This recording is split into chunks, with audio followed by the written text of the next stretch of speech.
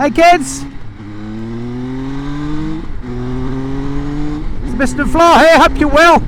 And welcome back to another bike review here on the channel. Today something very exotic for you. I'm on an MV Agusta, not something that I ride very often. This is the 2024 Enduro Veloce. A bike, big adventure bike from MV Agusta, so as I say, something a bit exotic. The question is it an Italian stallion or is it a Latin letdown? Well, stick around and stay tuned. I'll bring you my first ride review.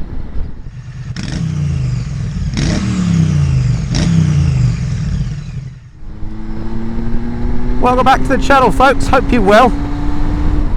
And welcome to the outskirts of Great Missenden on this lovely late summer's day.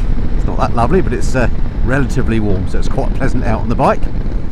And yeah, something a little bit special for this review. Whenever I'm riding an Italian bike, I always feel, I don't know, just cooler. There's something about Italian bikes, isn't there? And the MV Agusta is no exception. Big old triple cylinder adventure bike from MV this. So something very different. And I have to say, when you first jump onto it, it's very impressive. From a couple of points. Number one is the sound the triple engine makes. I love a triple me, and this just sounds absolutely awesome when you give it the beans. The microphone on the old camera sadly doesn't pick up engine noise that well, but yeah, it does sound absolutely delightful, this thing. And then the other thing you quickly notice is just the way it handles. It's just so agile, this. It's got a 21-inch front wheel, but it just wants to turn. It's incredible. Anyway, before we get too much into how she rides, let's have a look over the bike. Okay, so what do you think to the way the bike looks then? The MV Agusta Enduro Veloce. If you have a look from the front, it does have more than a passing resemblance to the Africa Twin to me. But it's got that sort of angry dual headlight look that I kind of like these days. I didn't used to like it. It's got a sort of Dakar-esque upright traily look about it, but yeah, it's definitely grown on me, that look. I do like the look of this. One or two little things that stand out to me. First of all, this front mudguard.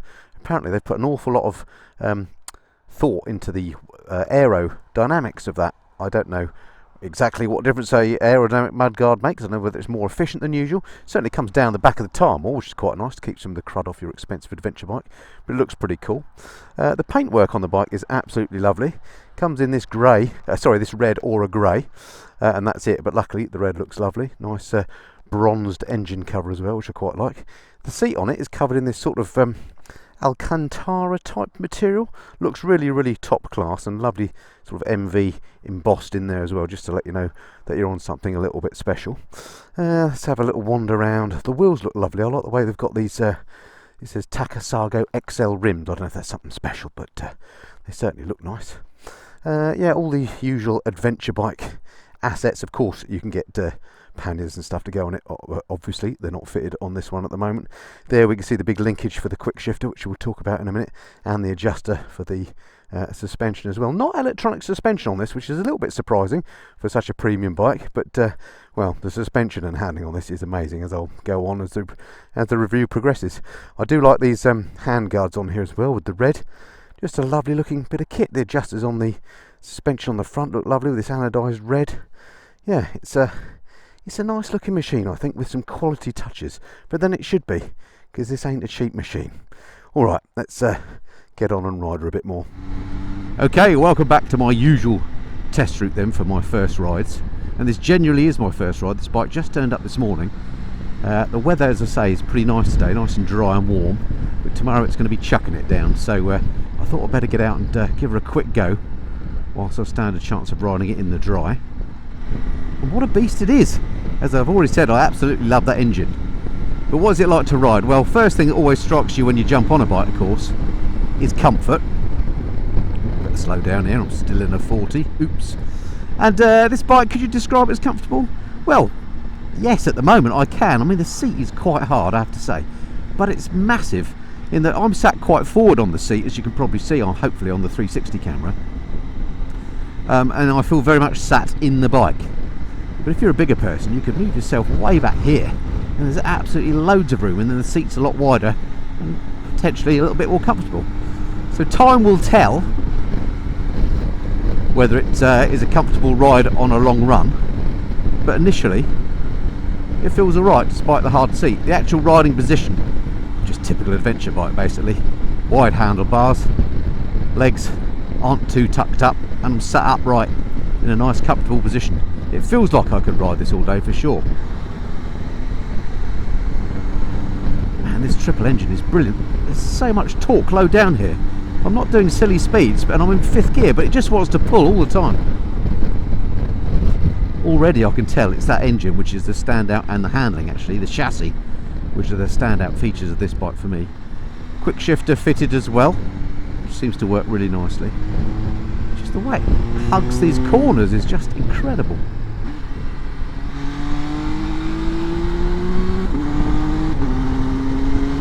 And you hear that engine. It sounds like, well, it sounds like a proper full-on sports bike. This is much more up there with sort of Ducati Multistrada than it is with, say, Triumph Tiger 900. It just urges you on to ride fast. Wow, what a machine.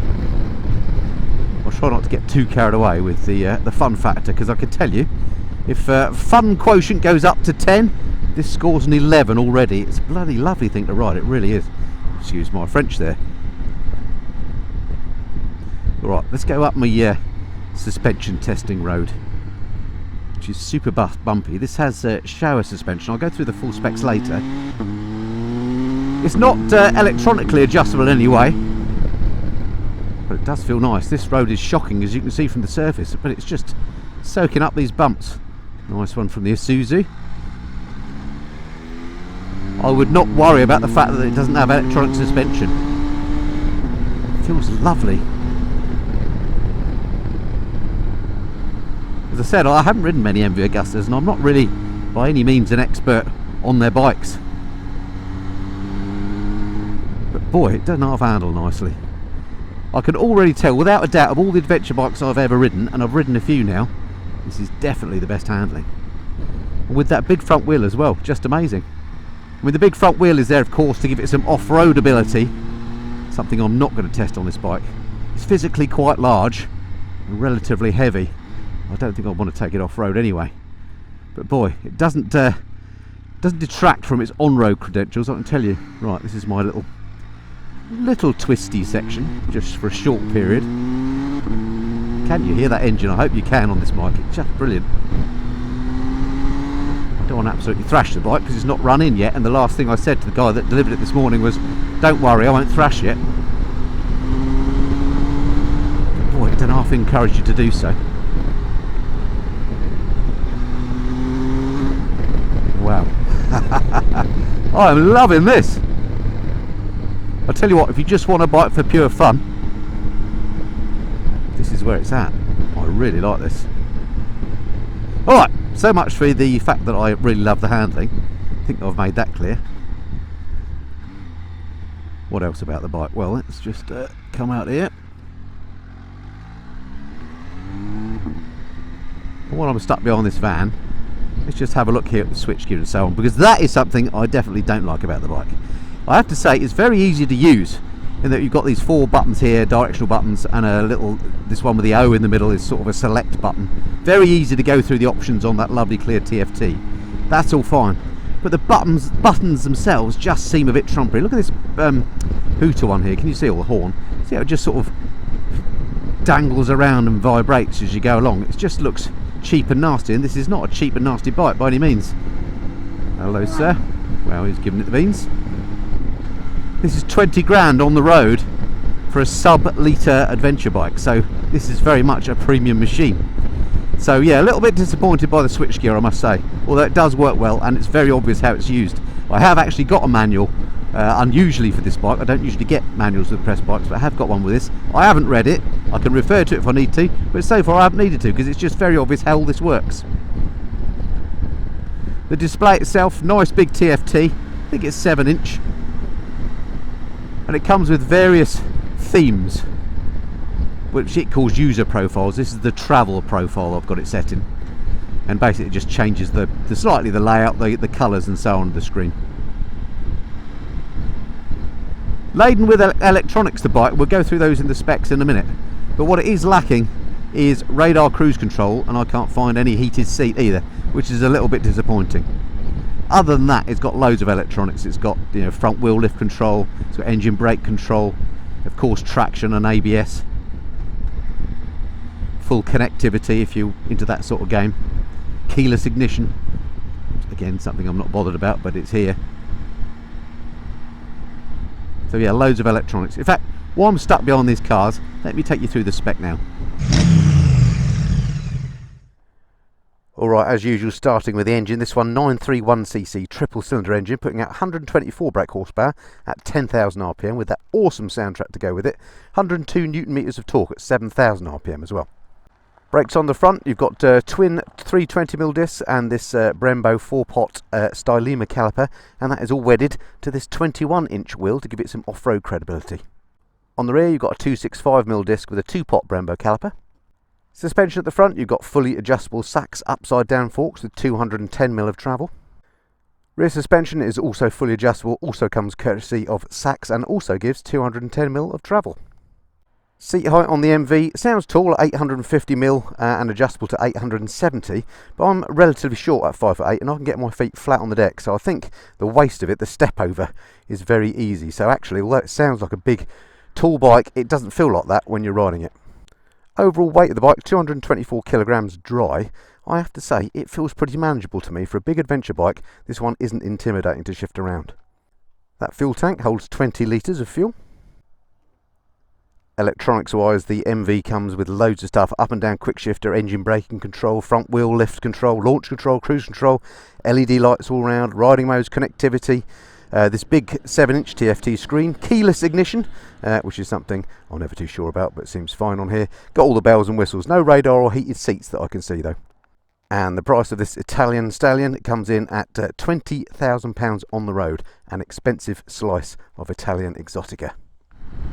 Okay, welcome back aboard the mighty MV Agusta Enduro Veloce. And I say mighty MV Agusta because although it's a sub-litre bike, it feels really fast. It handles fantastically, I've said that many times. It is actually physically a pretty large bike. I'm a medium-sized fella at 5'8", 11.5 stone, but it feels pretty massive to me. It's got a nice bit of road presence about it.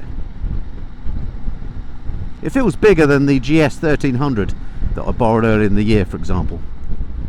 And I actually quite like that about adventure bikes. I like them to be seen on the road, and this one certainly has got that.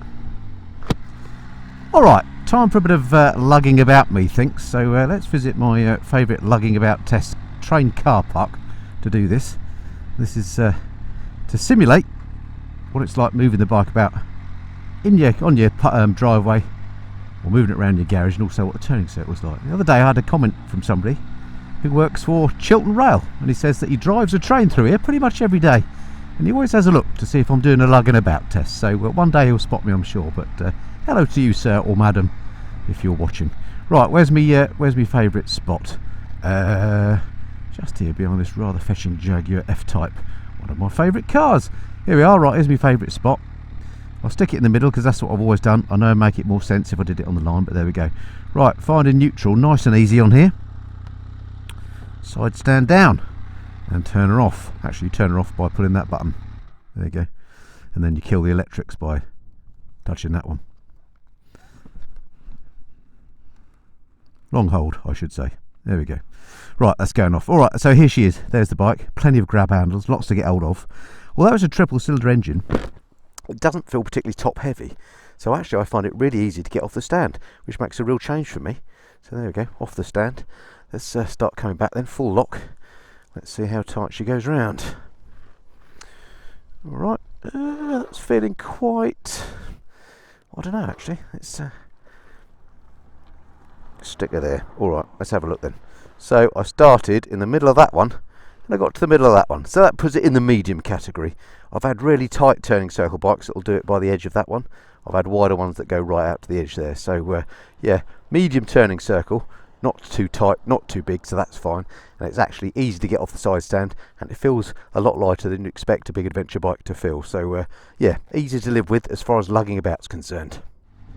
Another thing that I'm a little bit disappointed about is it doesn't appear to have any adjustable windscreen.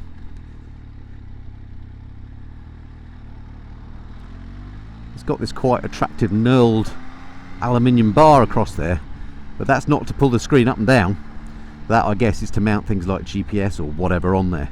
It's an attractive feature, but I thought it was to adjust the screen, but it's not. That said, with this big frontal area, I'm well protected from the wind. And at the start of the video, when I started off on slightly faster roads, I wasn't experiencing loads of turbulence off the screen. It's quite a nice job of, you know, keeping the elements off you. So that's one of the things that's important to me about adventure bikes, is are you well protected from the elements? Or if you're going long distances on your tour or whatever and you're on your motorway, well, that's absolutely fine for that. The other thing, of course, is comfort. Well, it seems a comfortable riding position, although the seat is relatively hard, so that might give your bum a little bit of trauma after an hour or two. But yeah, so far it's ticking all the boxes for adventure bikes for me. Gearbox seems lovely. I've not had any forced neutrals or any difficulty finding neutral. It's got this quick shifter which works absolutely beautifully. Barely notice when it changes gear. Very, very nice. Right, I need to see where all this traffic is going, and I should go the opposite way. Somebody is enjoying a spliff in one of these cars. I can smell cannabis wafting back, which is just something that really gets my goat. I'm not all high and mighty about drug taking. If you want to do that, that's up to you, but please don't do it in a car on the road. To me, that's as bad, if not worse, than drink driving.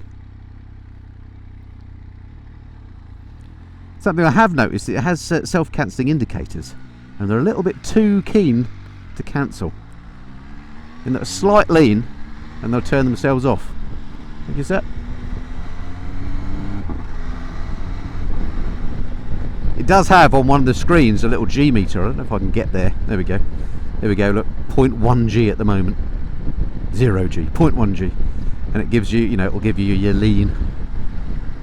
He says, not getting much lean angle on it at all. If I in fact brake, there's nothing behind me. Let's test the brakes. Look. There we go. Look at that. 0.9 of a G when I braked. And actually, the brakes are very good. Those nice stylemas on the front, and as you'd expect, they are beautiful. They're not grabby in any way.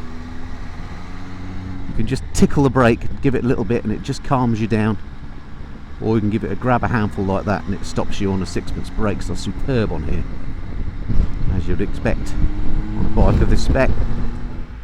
Right, something I haven't really done on this review so far is to try it slow speed sort of handling, and there's not much traffic about, so what I'll do is go down in the middle of Great Missenden here, where there is a 20-mile-an-hour speed limit, so I can just trundle down here slowly to simulate being in traffic, say.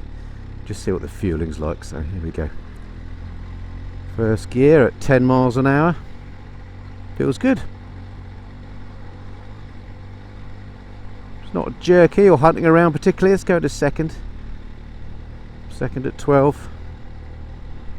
Again, as smooth as any bike I've ever tried. Often these sort of, I think this is actually Euro 6, this bike. The fueling is so lean, they can be a bit jerky when you're going at very slow speeds, but the fueling on this was absolutely sorted. Nice one, MV Agusta. Now, as I mentioned earlier, I've ridden a few adventure bikes in my time, and I do like the genre in terms of sort of do-it-all bikes. If you want to go ride out on a, you know, a long tour somewhere, all-day comfort, and then enjoy the twisties, then this would be a perfect bike for that. But it is, as I say, sub-litre bike, £20,000. It's very, very expensive. Is it better than, say, an Africa Twin, which is probably closer to 13 grand? So, you know, almost half the price of this. Well, there's no doubt this gives you the exclusivity factor, and definitely the handling is way better than an Africa Twin, and that's saying something because an Africa Twin is not a bad handling bike by any means.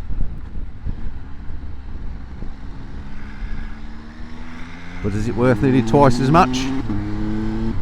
Might be worth it for that triple engine. Makes some great pops and crackles as well as you change gear. Fantastic. So no, in all reality, I can't say it is worth more than an Africa Twin, or indeed Triumph Tiger 900. Well spec one of them. What's that going to be? 15 grand, 13 grand, something like that. So it's definitely one of those bikes where it's a heart purchase. You wouldn't buy this with your head. You're you've got to have plenty of spare cash and not worry about the fact that, frankly, it's quite expensive for what it offers. But for pure grin factor, there aren't many bikes I ride that I think, well, that is an absolutely fantastically fun machine to ride. And you wouldn't necessarily think that when you look at it, but wow, I'm loving this. I suppose as always with Italian exotic bikes, you worry a bit about dealer support, things like that. My understanding is there's going to be, I'm not sure how many there are now, but there's about 50 MV dealers across the country, so there should be one nearish to you. And then the other thing is reliability. Is it going to be reliable? You hear horror stories, don't you, about some makes. Well, this thing does come with 4-year guarantee. That's pretty impressive. Aren't too many bikes that I know of that come with a 4-year warranty. So MV are certainly confident in their product. The sound this engine makes is just brilliant. It's worth the extra money just for the sound. Alright, what haven't I covered on this first ride? I've talked about the comfort. That's seems like that's going to be okay. Question mark on the seat hardness. There's no particular vibes or rattles or things like that I've noticed on it. That's all fine. The engine is fantastic. The chassis, the handling is superb. I think the bike looks lovely. It sounds brilliant. It stops fantastically well. Okay, the screen isn't adjustable. There's no heated seats. There's no radar cruise control. There is cruise control, it's just not radar controlled. And the switch gear is a little bit flimsy looking. But I think I can see past all that. It's such a flipping good fun bike to ride. Mind you, it is expensive. So you pay your money and you take your choice. But from me, ignoring the fact it costs a lot of money, it's a massive thumbs up for the MV Enduro Veloce. Beautiful, beautiful bike, and I hope I get to ride it much more in the relatively short period I've got it. I've only got it for about a week. I don't know if I'm going to get a chance to ride it that much more, but if I do, I'll bring you another little video if I can, a sort of a summing up, but can't promise it. It's got a busy week ahead with all sorts of stuff going on, and the weather's a bit iffy. Anyway, hope you enjoyed that video. If you've not hit the subscribe button, do hit subscribe. It'd be great to have you along on the next one. I don't just do bike reviews here on the Mr. Flyer. I do bits and pieces about looking after your bike in the garage. I do monthly bike news, the odd live stream, trips and tours at home and abroad, you name it, I try and cover it here on the channel. It'd be great to have you along.